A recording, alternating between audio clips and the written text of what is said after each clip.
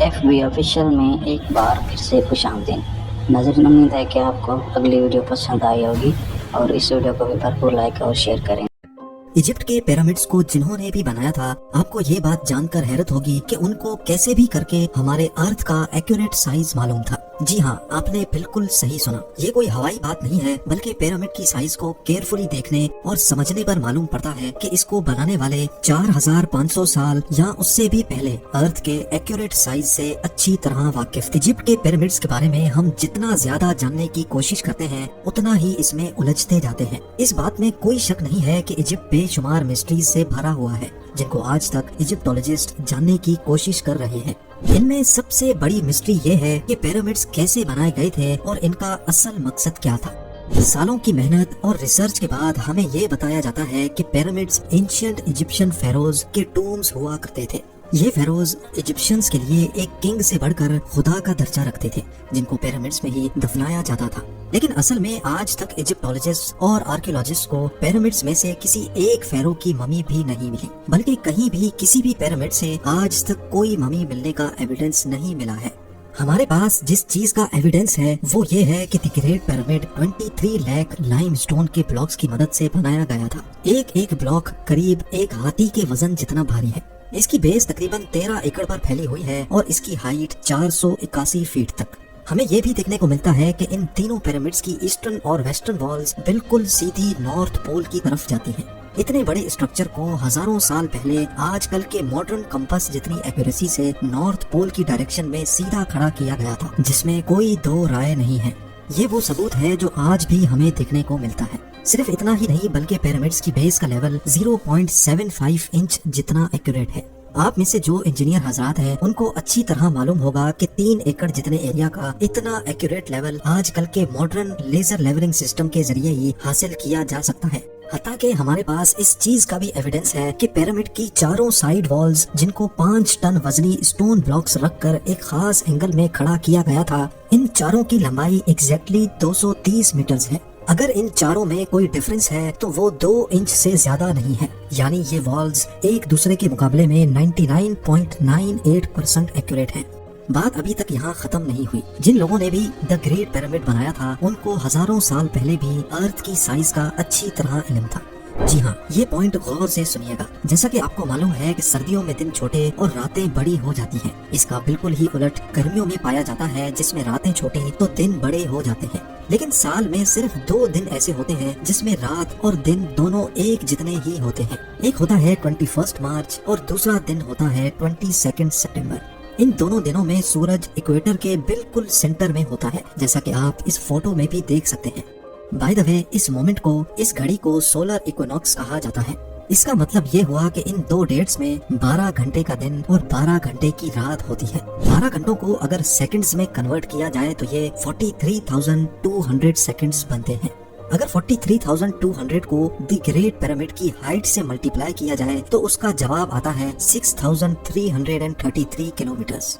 یہ اتنی ہی لمبائی ہے جتنی ارتھ کے پولر ریڈیس کی ہے۔ اگر پرسنٹیج میں دیکھا جائے تو پیرامڈز بنانے والوں کی کیلکولیشن 99.63% ایکوریٹ ہے۔ اب آپ سوچ رہے ہوں گے کہ یہ کوئی کو انسیڈنس ہے، کوئی اتفاق ہے، لیکن پیرامڈ کی بیس کا پیری میٹر جو کہ 0.921 کلومیٹرز ہے، اس کو اگر 43,200 سے ملٹیپلائی کیا جائے تو جواب آتا ہے 39,804 کلومیٹرز۔ آپ کو یہ بات جان کر حیرت ہوگی کہ یہ سرکمفرنس آف ارتھ یعنی ارتھ کے پورے ایک گول چکر کے مقابلے میں 99.34% ایکوریٹ ہے۔ کو انسیڈنس تو صرف ایک مرتبہ ہوتا ہے، لیکن 99% سے بھی زیادہ ایکوریٹ ریزلٹ، وہ بھی 2 مرتبہ آنا، ہمیں ایک گہری سوچ میں ڈال دیتا ہے۔ کئی لوگوں کا ابھی بھی ماننا ہے کہ یہ محض صرف ایک اتفاق ہے، لیکن جیسا کہ ابھی ہم نے جانا کہ 43,200 جس کا تعلق سولر ایکونوکس سے ہے، یہ ایک اور جگہ پر بھی اپنا ثبوت دے رہا ہے۔ نارملی دیکھنے پر پیرامڈز کی 4 سائڈز نظر آتی ہیں، لیکن اصل میں یہ 4 نہیں بلکہ 8 ہیں۔ جی ہاں، یہ 8 سائڈز صرف سولر ایکونوکس والے دن ہی اوپر سے دیکھنے پر نظر آتی ہیں۔ یہ ڈسکوری پہلی بار 1940 میں ایک برٹش ایئر فورس پائلٹ نے کی تھی جب وہ پیرامڈز کے اوپر سے گزر رہا تھا۔ اب سوال یہ کھڑا ہوتا ہے کہ ہزاروں سال پہلے پیرامڈز بنانے والوں کو ارتھ کا پولر ریڈیس اور ایکویٹر کا سرکمفرنس معلوم پڑا تو آخر کیسے؟ इजिप्ट के पिरामिड्स हमारी सोच से भी ज्यादा कॉम्प्लिकेटेड हैं। ये तमाम फैक्ट्स जानकर यकीन करना मुश्किल हो जाता है कि इनको 4500 साल पहले एक कदीम दौर में बनाया गया था। क्या उनके पास कोई जादुई ताकत थी या फिर वाकई किसी और मखलूक ने इनकी मदद की थी, या फिर इनको इजिप्शियंस ने बनाया ही नहीं था। Graham Hancock fingerprints of the God के ऑथर हैं। इन्होंने पिरामिड्स को ओरायन कॉन्स्टेलेशन के 3 स्टार्स के साथ लिंक करने की थ्योरी दी थी। इस थ्योरी के मुताबिक गीजा पिरामिड्स की पोजीशन ओरायन कॉन्स्टेलेशन के 3 स्टार से एग्जैक्टली मैच करती थी। लेकिन मसला ये है कि ओरायन कॉन्स्टेलेशन के ये स्टार्स पिरामिड्स की पोजीशन से ना आज मैच करते हैं और ना ही 4500 साल पहले एंशिएंट इजिप्शियंस के दौर में मैच किया करते थे, बल्कि ये 13500 साल पहले एग्जैक्टली पिरामिड्स की पोजीशन से मैच करते थे। इस एस्ट्रोनॉमिकल एविडेंस से तो ये जाहिर होता है कि पिरामिड्स 11400 BC में इन स्टार से मैच करके बनाए गए थे। लेकिन उस वक्त एंशिएंट इजिप्शियन सिविलाइजेशन के होने का कोई एविडेंस नहीं मिलता।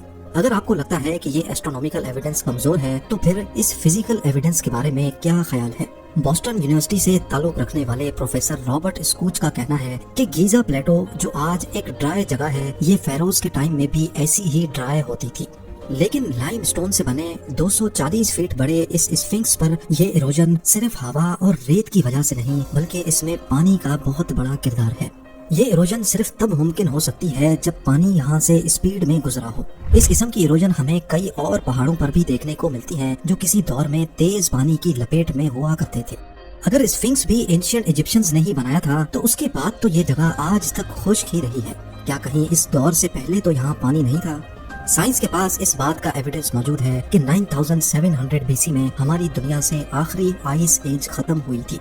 ग्लेशियर्स पिघल कर पानी बन गए और समंदर का लेवल 500 फीट मजीद बढ़ गया था। इस इवेंट के दौरान अच्छा खासा पानी इस जगह से भी गुजरा था जहां आज ये स्फिंक्स मौजूद है। शायद आपको याद होगा, ये बात मैंने टूटनखामुन के नेकलेस वाली वीडियो में भी की थी।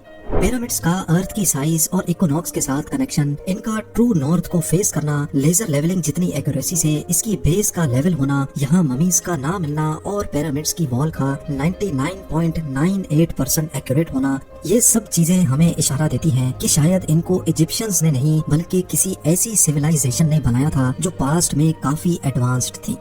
ये भी हो सकता है कि इजिप्शियंस को ये पिरामिड्स बने बनाए ही मिले थे और उन्होंने इसको टेक ओवर करके अपने रिलीजन के लिए इस्तेमाल करना शुरू कर दिया।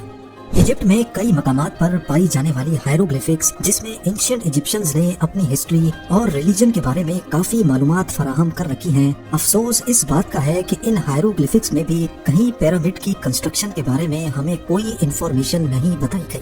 अब इन सब में कितनी सच्चाई है, जैसे जैसे साइंस तरक्की करेगी वैसे वैसे एक ना एक दिन सच सामने आ ही जाएगा।